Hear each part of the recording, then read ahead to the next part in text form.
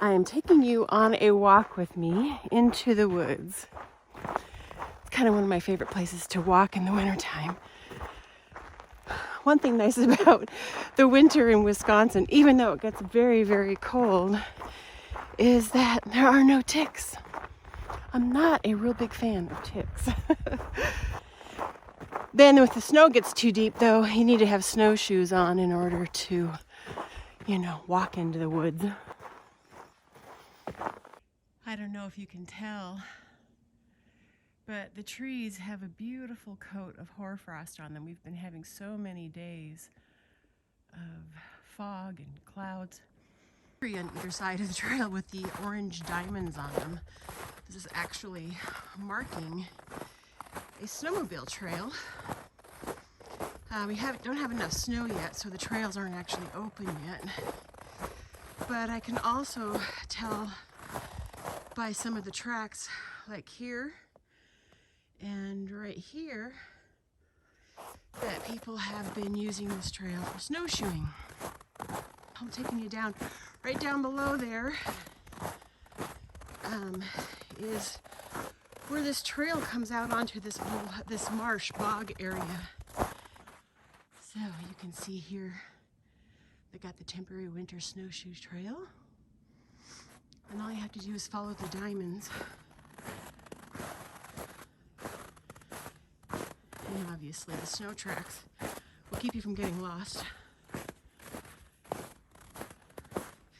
But as we walk out onto the bog here, I think I could probably show you. Well, you can see the trees in the background. They definitely have this beautiful silver look to them because they have that hoarfrost on them.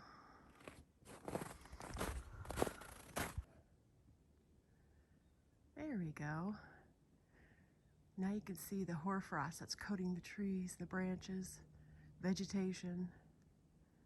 It's very pretty. So I have brought you along with me on this walk for a very specific purpose, not just to share my world and my environment right now, which wouldn't normally be my environment. Normally we would be down in Florida for the winter months. Things as they are, we made the decision to stay in Wisconsin until some things change. So one of the things that I want to do this year is actually create a journal. I've decided that I'm going to do 5-inch squares. And this isn't going to be necessarily made into a quilt. I think I'm going to be doing them more like tiles, and then each square will be its own completed square. They won't be joined together. At least that is not my intention at this time. In a year's time, things could change. So, what are the parameters? Well, we're going to do 5-inch squares. And then with those 5-inch squares, every month I'm going to give you a theme. And you don't have to follow it exactly, because my goal is not to make you go out and purchase new materials for doing this challenge. I want you to use what you already have. That is my intent, using what I already have. What are these squares to represent?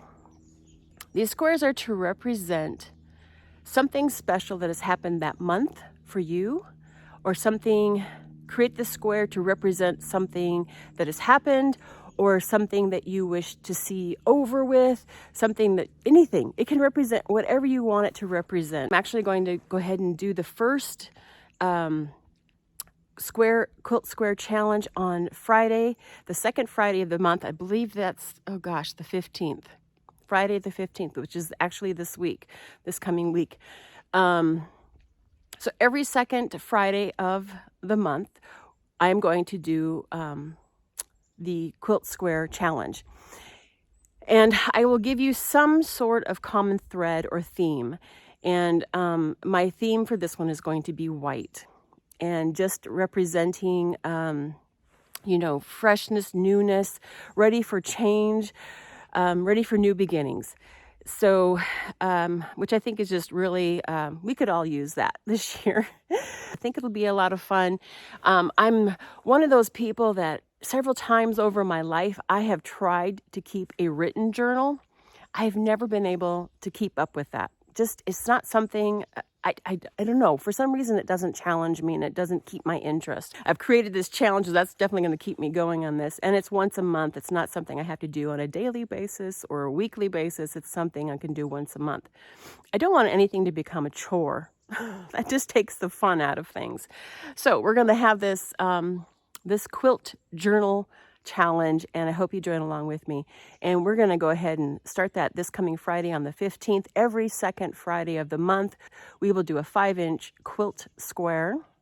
And that can be done by machine, it can be done by hand, it can be embroidery, hand embroidery, machine embroidery. However you want to do it, there are no rules or restrictions. So I hope you join me on this little journey. And I'm going to finish my walk here through the bog and on the trail and head home. All right, we'll see you on Friday, everyone. I hope you have a wonderful week. And, you know, if you want to be sure to see all the videos that I post, hit the subscribe button and the bell right next to it. Clicking on that, that'll be notifying you every time I put a video out. That way you won't miss anything.